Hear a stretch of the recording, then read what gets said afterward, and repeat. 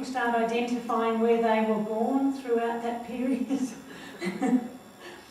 In 1952, a young medical scientist, Konstantin Buteyko, discovered the link between overbreathing and some common diseases.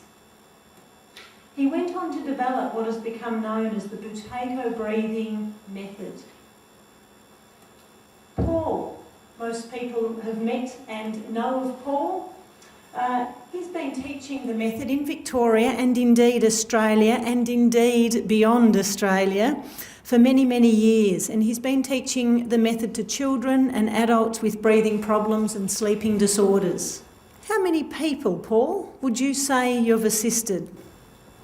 Well, personally, I suppose it's around about 6,000, just over 6,000. And there's colleagues here with similar numbers, and we actually estimate that around Australia, somewhere probably between about 60 and 80,000 people have benefited from attending Buteyko courses.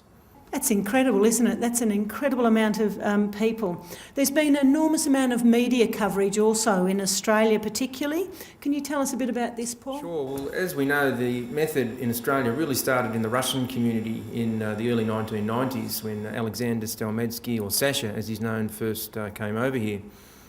And then through various newspaper and magazine articles, more people learnt the method, and then finally in 1992 it hit the TV. It was on A Current Affair.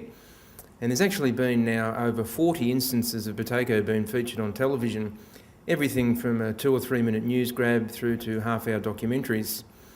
And I suppose up until the start of 2005, most of the features were on asthma and emphysema and nasal problems. But during 2005 we started to get features on snoring and sleep apnea. One was on The Current Affair in the March, and then there was another one on the Channel 2 health science show Second Opinion in August. And I suppose it's around about that time that the shift changed from people predominantly learning Buteyko for asthma, emphysema, really through to focus on sleep disorders, snoring, insomnia, and particularly sleep apnea.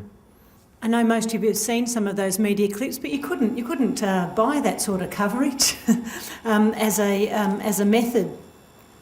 So why don't people, Paul, understand this method and its value? Why do people still say, did you say potato when we talk about the Buteyko method for sleep apnea, snoring and asthma? People often say, I don't know what you're talking about. Is it Japanese? Is it where does it come from? Why don't people know?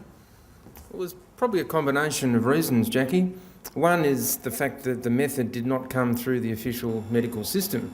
And normally if there's an innovation in respiratory or sleeping problems, the information would flow from the top down. It would come from the Thoracic Society to the specialists, the hospitals, the GPs, and out to the public.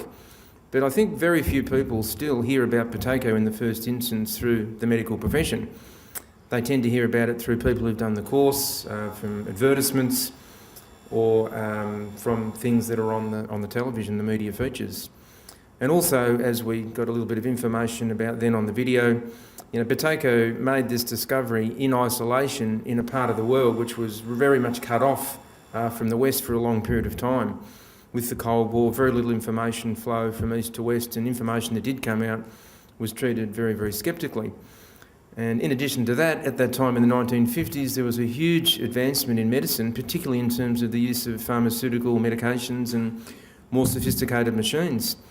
So this is happening in isolation in Russia for 30 or 40 years, then all of a sudden it comes over here, and people are saying, you can stop your asthma, you can stop your snoring, your sleep apnea, just by changing your breathing. And when you first hear it, it just seems totally incredulous.